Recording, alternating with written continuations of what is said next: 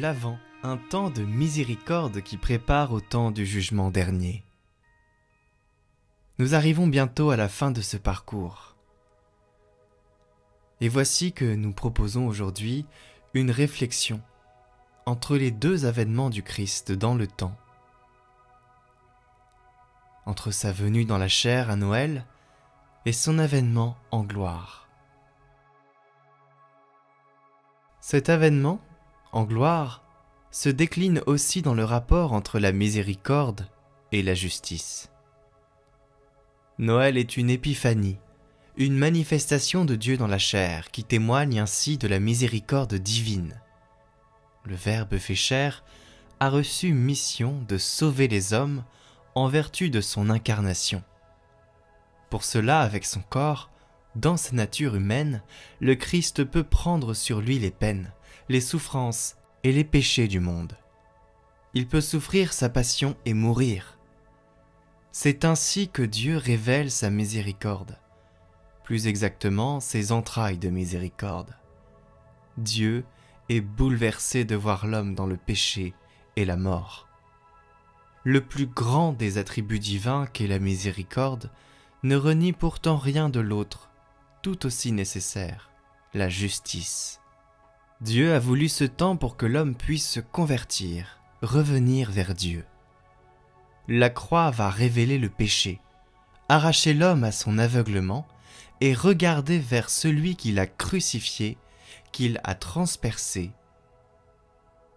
C'est en voyant comment Jésus est mort, en répandant son esprit, que le centurion, occupant romain, exprime, comme premier croyant étranger, « Vraiment celui-là est le Fils de Dieu ».